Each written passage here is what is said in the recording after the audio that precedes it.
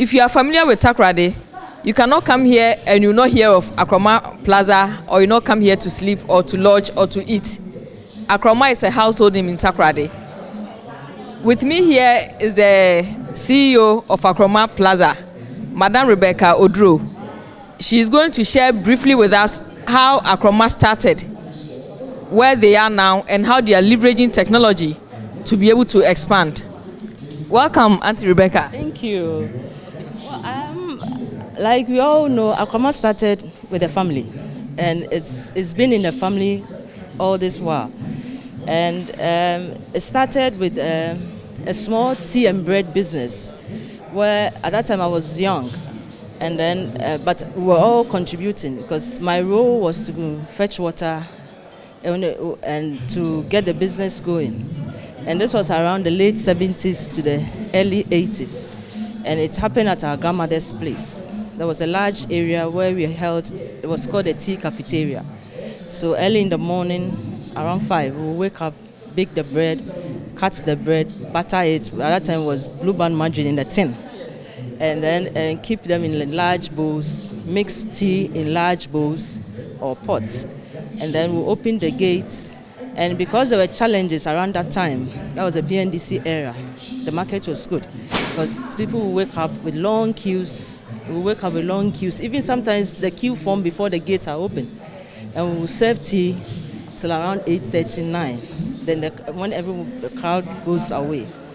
So based on that, people were coming in the afternoon demanding for food.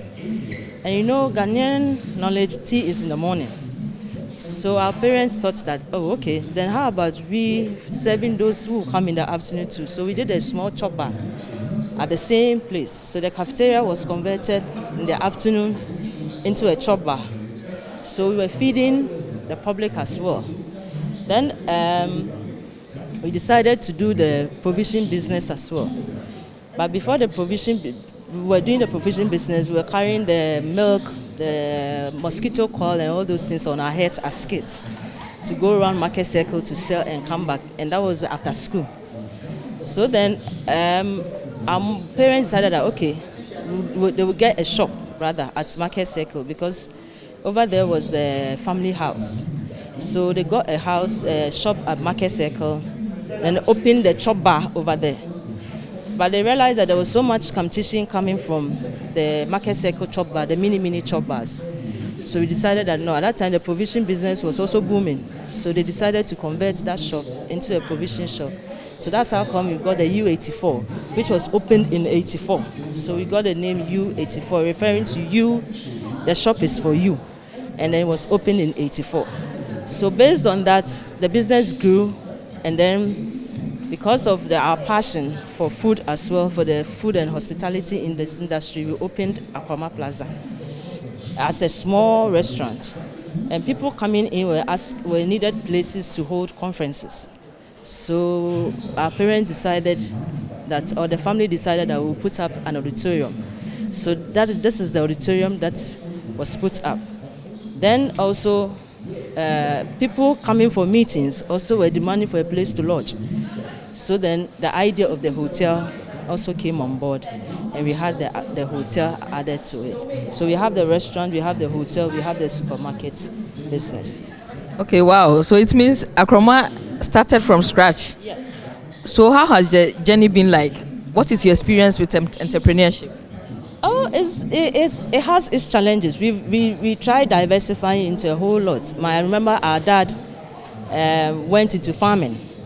And at that time, it wasn't easy having a farm because the watchman there said, oh, area, it was in the hinterland a little. Area have what to do, what to do, entire men tambaho. Before we realized everything was gone.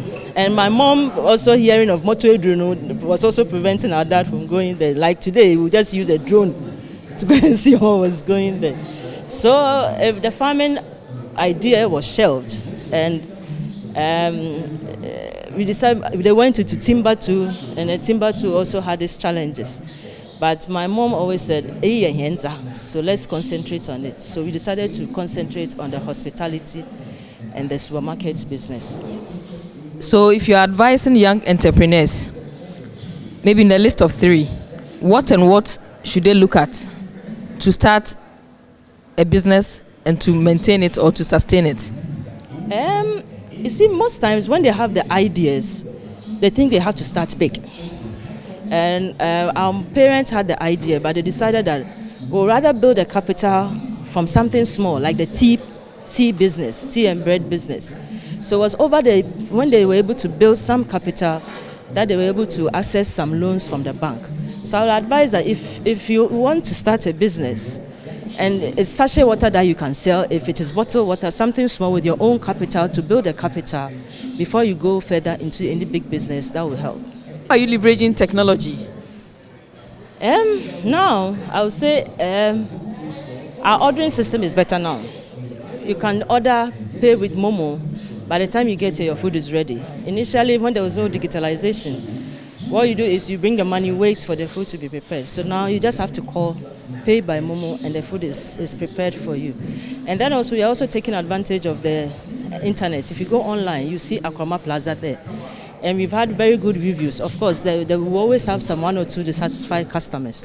But we wish that they will call us, and then we'll just have an interaction with them, and the issues which they will bring up, we'll be able to resolve and close those chapters. So for digitalization, it's helped us in terms of us making payments to our suppliers too.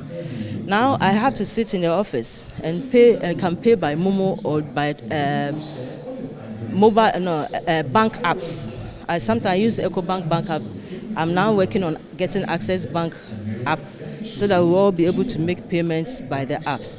And I think gradually people are understanding, because when I go to the market, you'll be surprised that even the women there appreciate the digital payments, because they also transfer to their suppliers in Techiman, in the Volta region, in the Upper West region. So sometimes when we even give them money, cash, they don't really appreciate, because they have to go and pay and put it on their phone before they can transfer. But when we transfer to them, they appreciate it, because they also do a direct transfer to the suppliers. So I think the digitalization has helped a lot. The platform is good. And then I remember when we were kids, that we had to be buying things for the shop from Accra. I was the one carrying a big bag of money on my back, following my mother. And we'll have to leave the cash in some people's shops. Sometimes when we come, the locks are tampered with. But now it's no longer there. I just have to pay by an app or through the bank, and you are okay. So to me, it's helped us a lot in terms of reducing cash in the system, reducing the movement of cash amongst us, because carrying cash around, even in our small bags, is very dangerous. But if it is on your phone, it's easy. Your final words or advice to entrepreneurs and potential ones? What I would say to potential and those already in it, manage it well, is all I can say. Every business is good. It depends on how you manage it. And try and limit your expenditure, because sometimes I buy something, or let's say, and I take one. When we were at the supermarket, if you take 1 tin of milk, that is your whole carton of profit. So if you are going to take about 20 tins, 1 carton home, you should know the number of cartons you have to sell to pay off the carton of milk that you've taken home. So just manage it well, reduce the expenses. Every business is good provided you manage it well. That's all I can say. And try and keep records. You'll be surprised the older women in the markets keep proper records than even here, those of us who are in the so-called established businesses. Sometimes when I go there, I'm like, oh, how much do I intentionally ask how much do I? They're able to give me the exact figure. So which means record keeping is also important. Let's keep records of whatever we do, whatever we pay out. And then we realize these days, most of the banks, when they come around, they want to see how your records are kept. No bank wants you to lose your capital or to lose your business or to lose your collateral. When they start asking about how you are managing your books, don't think that they're being too inquisitive. They just want to see how you are managing the money that you have, so that if there's a need to help you, they help you. These days, the banks help. They advise, they even train us on how to keep, which records to keep. So if they come and they were asking questions, don't think they're being inquisitive. They just want to know how you're managing your business. For more news, visit graphic.com.gh or log on to Facebook at Daily Graphic. and on YouTube at Graphic GH. Subscribe now.